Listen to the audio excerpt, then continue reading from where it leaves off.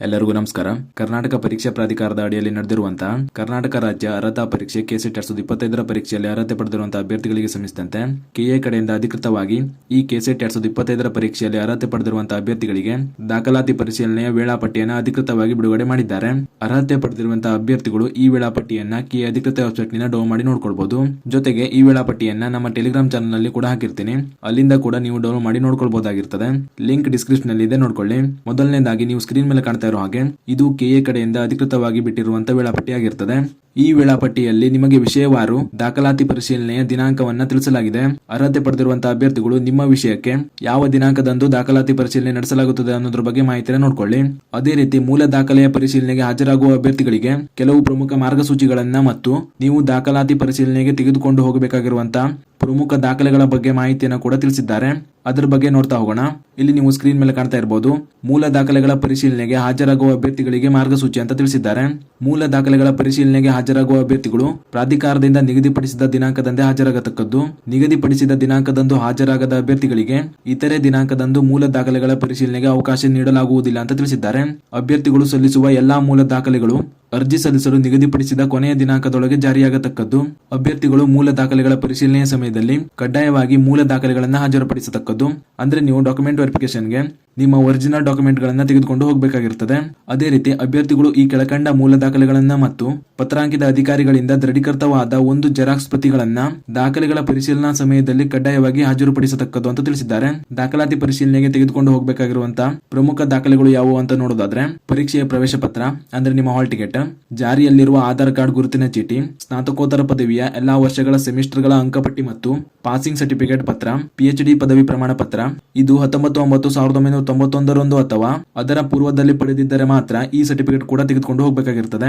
ಅದೇ ರೀತಿ ಈ ಅರ್ಹತಾ ಪರೀಕ್ಷೆಯಲ್ಲಿ ಮೀಸಲಾತಿ ಅಡಿಯಲ್ಲಿ ಅರ್ಹತೆ ಪಡೆದಿರುವಂತಹ ಅಭ್ಯರ್ಥಿಗಳು ವಿಶೇಷವಾಗಿ ಯಾವೆಲ್ಲ ಡಾಕ್ಯುಮೆಂಟ್ ಗಳನ್ನ ತೆಗೆದುಕೊಂಡು ಹೋಗಬೇಕು ಅನ್ನೋದ್ರ ಬಗ್ಗೆ ಮಾಹಿತಿಯನ್ನು ತಿಳಿಸಿದ್ದಾರೆ. ಈ ಬಗ್ಗೆ ಮಾಹಿತಿಯನ್ನು ನೋಡೋದಾದ್ರೆ ಅಭ್ಯರ್ಥಿಗಳು ಆನ್ಲೈನ್ ಅರ್ಜಿಯಲ್ಲಿ ಈ ಕೆಳಕಂಡ ಮೀಸಲಾತಿಗಳನ್ನ ಕೋರಿದ್ದಲ್ಲಿ ಮಾತ್ರ ಈ ಕೆಳಕಂಡ ಮೂಲ ದಾಖಲೆಗಳನ್ನು ಒದಗಿಸತಕ್ಕದ್ದು. ಆನ್ಲೈನ್ ಅರ್ಜಿಯಲ್ಲಿ ಯಾವುದೇ ಮೀಸಲಾತಿ ಕೋರದಿದ್ದಲ್ಲಿ ಈ ಹಂತದಲ್ಲಿ ಯಾವುದೇ ಮೀಸಲಾತಿ ನೀಡಲು ಅಥವಾ ತಿದ್ದುಪಡಿ ಮಾಡಲು ಅವಕಾಶ ಇರೋದಿಲ್ಲ ಅಂತ ತಿಳಿಸಿದ್ದಾರೆ. ಅಂದ್ರೆ ಅರ್ಹತೆ ಪಡೆದಿರುವಂತಹ ಅಭ್ಯರ್ಥಿಗಳು ನೀವು ಅರ್ಜಿಯಲ್ಲಿ ತಿಳಿಸಿರುವಂತಹ ಮೀಸಲಾತಿ ಅಡಿಯಲ್ಲೇ ನಿಮ್ಮ ಸರ್ಟಿಫಿಕೇಟ್ ಗಳನ್ನ ಸಬ್ಮಿಟ್ ಮಾಡಬೇಕಾಗಿರ್ತದೆ. ಜೊತೆಗೆ ದಾಖಲಾತಿ ಪರಿಶೀಲನೆಯ ಸಮಯದಲ್ಲಿ ನೀವು ಅರ್ಜಿಯಲ್ಲಿ ತಿಳಿಸದೇ ಇರುವಂತಹ ಯಾವುದೇ ಮೀಸಲಾತಿ ಇದ್ರೂ ಕೂಡ ಅದನ್ನ ಈಗ ದಾಖಲಾತಿ ಪರಿಶೀಲನೆಯ ಸಮಯದಲ್ಲಿ ಕನ್ಸಿಡರ್ ಮಾಡಲಾಗುವುದಿಲ್ಲ ಅನ್ನೋದ್ರ ಬಗ್ಗೆ ತಿಳಿಸಿದ್ದಾರೆ. ಇದು ಕೂಡ ಗೊತ್ತಿರಲಿ. ನಂತರ ಅರ್ಜಿಯಲ್ಲಿ ಕೋರಿರುವ ಮೀಸಲಾತಿ ಅನುಸಾರ ಅಭ್ಯರ್ಥಿಯ ಹೆಸರಿನಲ್ಲಿ ಪಡೆದ ಜಾತಿ ಪ್ರಮಾಣ ಪತ್ರ ಅಥವಾ ಜಾತಿ ಮತ್ತು ಆದಾಯ ಪ್ರಮಾಣ ಪತ್ರಗಳು, ಪರಿಶಿಷ್ಟ ಜಾತಿ ಮತ್ತು ಪರಿಶಿಷ್ಟ ಪಂಗಡ ಅಭ್ಯರ್ಥಿಗಳು ಫಾರ್ಮ್ ಡಿ ನಮೂನೆಯಲ್ಲಿ ಪ್ರಮಾಣ ಪತ್ರ ಸಲ್ಲಿಸತಕ್ಕದ್ದು. ಪ್ರವರ್ಗ 1ರ ಅಭ್ಯರ್ಥಿಗಳು ಫಾರ್ಮ್ ಇ ನಮೂನೆಯಲ್ಲಿ ಪ್ರಮಾಣ ಪತ್ರ ಸಲ್ಲಿಸತಕ್ಕದ್ದು. 2A 2B 3A ಮತ್ತು 3B ಅಭ್ಯರ್ಥಿಗಳು ಫಾರ್ಮ್ ಎಫ್ ನಮೂನೆಯಲ್ಲಿ ಪ್ರಮಾಣ ಪತ್ರ ಸಲ್ಲಿಸತಕ್ಕದ್ದು ಅಂತ ತಿಳಿಸಿದ್ದಾರೆ. ಈ ಎಲ್ಲಾ ಫಾರ್ಮ್ಗಳು ಈ ಕೆಸೆಟ್ 2025 ಅಧಿಸೂಚನೆಯ ಜೊತೆಗೆ ಬಿಡುಗಡೆ ಮಾಡಿರ್ತಾರೆ.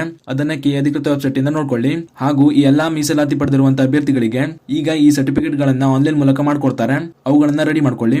ಅದೇ ರೀತಿ ಪರಿಶಿಷ್ಟ ಜಾತಿ ಅಭ್ಯರ್ಥಿಗಳು ಪ್ರವೇಶ ಪತ್ರ ಡೌನ್ಲೋಡ್ ಮಾಡಿಕೊಳ್ಳುವಾಗ ಪರಿಶಿಷ್ಟ ಜಾತಿ ಎ, ಪರಿಶಿಷ್ಟ ಜಾತಿ ಬಿ ಮತ್ತು ಪರಿಶಿಷ್ಟ ಜಾತಿ ಸಿ ಎಂದು ಘೋಷಿಸಿಕೊಂಡಿರುವ ಆಧಾರದಲ್ಲಿ ಅಭ್ಯರ್ಥಿಗಳನ್ನ ಆಯ್ಕೆ ಮಾಡಲಾಗಿರುತ್ತದೆ. ಕೆಸೆಟ್ 2025 ಪ್ರಮಾಣ ಪತ್ರ ಪಡೆಯಲು ಕಡ್ಡಾಯವಾಗಿ ತಹಶೀಲ್ದಾರರು ವಿತರಿಸುವ ಆರ್ಡಿ ಸಂಖ್ಯೆ ಇರುವ ಮೂಲ ಪ್ರಮಾಣ ಪತ್ರವನ್ನ ಕಡ್ಡಾಯವಾಗಿ ಹಾಜರುಪಡಿಸಬೇಕು ಅಂತ ತಿಳಿಸಿದ್ದಾರೆ. ಅಂದ್ರೆ ಪರಿಶಿಷ್ಟ ಜಾತಿಯ ಅಡಿಯಲ್ಲಿ ಒಳ ಮೀಸಲಾತಿ ಪಡೆದಿರುವಂತಹ ಅಭ್ಯರ್ಥಿಗಳು ನಿಮ್ಮ ಪ್ರವರ್ಗದ ಆಧಾರದ ಮೇಲೆ ನಿಮ್ಮ ಸರ್ಟಿಫಿಕೇಟ್ ಗಳನ್ನ ಮಾಡಿಸಿಕೊಳ್ಬೇಕಾಗಿರ್ತದೆ. ಈವರೆಗೆ ತಹಶೀಲ್ದಾರರಿಂದ ಪರಿಶಿಷ್ಟ ಜಾತಿ ಎ, ಪರಿಶಿಷ್ಟ ಜಾತಿ ಬಿ ಮತ್ತು ಪರಿಶಿಷ್ಟ ಜಾತಿ ಸಿ ಪ್ರಮಾಣ ಪತ್ರ ಪಡೆಯದಿದ್ದಲ್ಲಿ ತಕ್ಷಣವೇ ಪಡೆಯುವುದು. ಅಂತಹ ಅಭ್ಯರ್ಥಿಗಳಿಗೆ ಡಿಸೆಂಬರ್ 2ನೇ ವಾರದಲ್ಲಿ 2 ದಿನ ಮೂಲ ದಾಖಲೆಗಳ ಪರಿಶೀಲನೆಗೆ ಅವಕಾಶ ನೀಡಲಾಗುವುದು ಅಂತ ತಿಳಿಸಿದ್ದಾರೆ. ಆದ್ದರಿಂದ ಪರಿಶಿಷ್ಟ ಜಾತಿಯ ಒಳ ಮೀಸಲಾತಿ ಅಡಿಯಲ್ಲಿ ಅರ್ಹತೆ ಪಡೆದಿರುವಂತಹ ಅಭ್ಯರ್ಥಿಗಳು ತಮ್ಮ ಸರ್ಟಿಫಿಕೇಟ್ ಗಳನ್ನ ರೆಡಿ ಮಾಡಿಕೊಳ್ಳಿ. ಅದೇ ರೀತಿ ವಿವಾಹಿತ ಅಭ್ಯರ್ಥಿಗಳು ಒಟ್ಟು ಕುಟುಂಬದ ಆದಾಯವನ್ನ ಘೋಷಿಸಿ ಜಾತಿ ಮತ್ತು ಆದಾಯ ಪ್ರಮಾಣ ಪತ್ರಗಳನ್ನ ಸಕ್ಷಮ ಪ್ರಾಧಿಕಾರದಿಂದ ಪಡೆಯಲು ಸಲ್ಲಿಸತಕ್ಕದ್ದು. ಹಾಗೂ ವಿವಾಹಿತ ಮಹಿಳಾ ಅಭ್ಯರ್ಥಿಗಳು ತಮ್ಮ ಹೆಸರಿನೊಂದಿಗೆ ಅವರ ಪತಿಯ ಹೆಸರಿನಲ್ಲಿ ಜಾರಿಯಾದ ಜಾತಿ ಮತ್ತು ಆದಾಯ ಪ್ರಮಾಣ ಪತ್ರಗಳನ್ನ ಸಕ್ಷಮ ಪ್ರಾಧಿಕಾರದಿಂದ ಪಡೆಯಲು ಸಲ್ಲಿಸತಕ್ಕದ್ದು ಅಂತ ತಿಳಿಸಿದ್ದಾರೆ. ಆದ್ದರಿಂದ ಮದುವೆ ಆಗಿರುವಂತಹ ಮಹಿಳಾ ಅಭ್ಯರ್ಥಿಗಳು ನಿಮ್ಮ ಹೆಸರಿನೊಂದಿಗೆ ನಿಮ್ಮ ಪತಿಯ ಹೆಸರಿನಲ್ಲಿ ಜಾತಿ ಮತ್ತು ಆದಾಯ ಪ್ರಮಾಣ ಪತ್ರವನ್ನ ಮಾಡಿಸಿಕೊಳ್ಬೇಕಾಗಿರ್ತದೆ.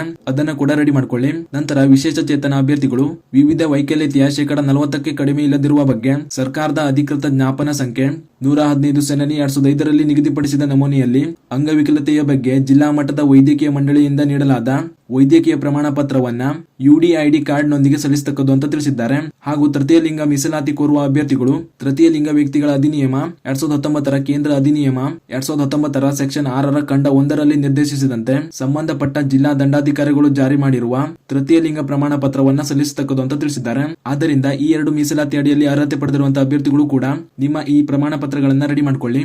ಇದಿಷ್ಟು ಮೀಸಲಾತಿ ಕೋರಿರುವಂತಹ ಅಭ್ಯರ್ಥಿಗಳಿಗೆ ಸಂಬಂಧಪಟ್ಟಂತೆ ಮಾಹಿತಿಯಾಗಿತ್ತು. ಮೀಸಲಾತಿ ಕೋರಿರುವಂತಹ ಅಭ್ಯರ್ಥಿಗಳು ನೀವು ಕೋರಿರುವಂತಹ ಮೀಸಲಾತಿ ಅಡಿಯಲ್ಲಿ ನಿಮ್ಮ ಸರ್ಟಿಫಿಕೇಟ್ ಗಳನ್ನ ಆದಷ್ಟು ಬೇಗ ರೆಡಿ ಮಾಡ್ಕೊಳ್ಳಿ. ಅದೇ ರೀತಿ ಅರ್ಹತೆ ಪಡೆದಿರುವಂತಹ ಅಭ್ಯರ್ಥಿಗಳಿಗೆ ಸಂಬಂಧಿಸಿದಂತೆ ಈ ನೋಟಿಸ್ ನ ಕೆಳಭಾಗದಲ್ಲಿ ನಿಮಗೆ ಸಂಬಂಧಪಟ್ಟಂತೆ 7 ಪ್ರಮುಖ ಸೂಚನೆಗಳನ್ನ ತಿಳಿಸಿದ್ದಾರೆ. ಈ ಬಗ್ಗೆ ಎಲ್ಲಾ ಅಭ್ಯರ್ಥಿಗಳು ಓದ್ಕೊಳ್ಳಿ ಹಾಗೂ ಆ 7 ಸೂಚನೆಗಳನ್ನ ಅಭ್ಯರ್ಥಿಗಳು ಪಾಲಿಸಬೇಕಾಗಿರುತ್ತದೆ. ಆದ್ದರಿಂದ ಕಂಪಲ್ಸರಿ ಆಗಿ ಅದನ್ನು ಓದ್ಕೊಳ್ಳಿ. ಇದಿಷ್ಟು ಈ ಕೆಸೆಟ್ 2025 ಅರ್ಹತಾ ಪರೀಕ್ಷೆಗೆ ಸಂಬಂಧಿಸಿದಂತೆ ಇದೀಗ ಕೆಎ ಕಡೆಯಿಂದ ಅಧಿಕೃತವಾಗಿ ಬಿಟ್ಟಿರುವಂತಹ ಮಾಹಿತಿಯಾಗಿತ್ತು. ಈ ಮಾಹಿತಿಯನ್ನು ಅರ್ಹತೆ ಪಡೆದಿರುವಂತಹ ನಿಮ್ಮ ಸ್ನೇಹಿತರಿಗೂ ಶೇರ್ ಮಾಡಿ, ಅವರು ಕೂಡ ತಿಳಿಸಿ. ಹಾಗೂ ಇದೇ ರೀತಿ ಮುಂಬರುವಂತಹ ಮಾಹಿತಿಗಳಿಗಾಗಿ ಚಾನಲ್ ಸಬ್ಸ್ಕ್ರೈಬ್ ಮಾಡಿ ಅಂತ ಹೇಳ್ತಾ ಈ ವಿಡಿಯೋನ ಇಲ್ಲಿಗೆ ಮುಗಿಸ್ತಾ ಇದ್ದೀನಿ. ಧನ್ಯವಾದಗಳು.